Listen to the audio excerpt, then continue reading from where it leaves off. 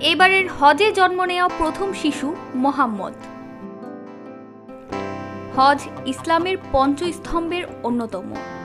পবিত্র কোরআন মাজিদে আল্লাহ তাআলা বলেন, আল্লাহর তরফ থেকে সেসব মানুষের জন্য হজ ফরজ যারা তা আদায়ের সামর্থ্য রাখে। সূরা ৩ আলে ইমরান আয়াত ৯৭। হজের নির্ধারিত স্থান হল মক্কা মুকাররমায় কাবা, সাফা মারোয়া, মিনা, আরাফাত, মুজদালিফা ইত্যাদি এবং মদিনা মুনাওয়ারায় রাসূলুল্লাহ সাল্লাল্লাহু আলাইহি ওয়াসাল্লামের রওজা শরীফ।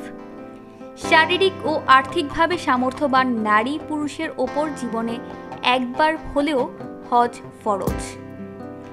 প্রতি বছর সারা বিশ্ব থেকে লাখ লাখ নারী পুরুষ হজ পালনে পবিত্র নগরী মক্কা ও মদিনায় ভ্রমণ করেন।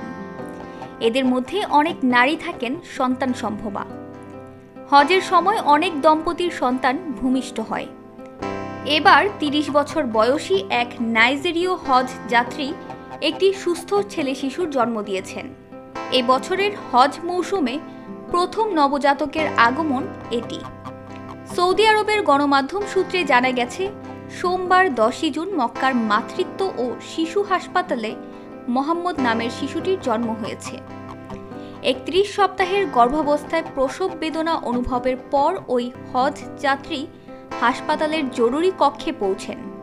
চিকিৎসকরা দ্রুততার সঙ্গে অবস্থা মূল্যায়ন করে তাকে প্রসূতি ওয়ার্ডে স্থানান্তর করেন। পরে সেখানে তিনি স্বাভাবিকভাবে শিশুর জন্ম দেন। মায়ের শারীরিক অবস্থা ভালো, তিনি সুস্থ হয়ে উঠেছেন। অন্যদিকে শিশু মোহাম্মদ বিশেষ পর্যবেক্ষণে রয়েছে। মক্কার মাতৃত্ব ও শিশু হাসপাতাল হজের সময় হজ যাত্রীদের স্বাস্থ্যসেবা প্রদানের জন্য পূর্ণ সক্ষমতায় কাজ করে। এর মধ্যে রয়েছে জরুরি যত্ন, প্রসবকালীন সহায়তা এবং নারী ও শিশুদের চিকিৎসা সেবা। হাসপাতালটিতে প্রতি বছর হজ মৌসুমে অসংখ্য শিশুর জন্ম হয়। নাইজেরীয় হজ যাত্রী সন্তান প্রসবের সময় হাসপাতালের যত্ন ও চিকিৎসা সেবার জন্য কর্মীদের প্রতি কৃতজ্ঞতা প্রকাশ করেছেন। উল্লেখ্য, আগামী ১৫ জুন সৌদি আরবের মক্কায় পবিত্র হজ পালন করা হবে।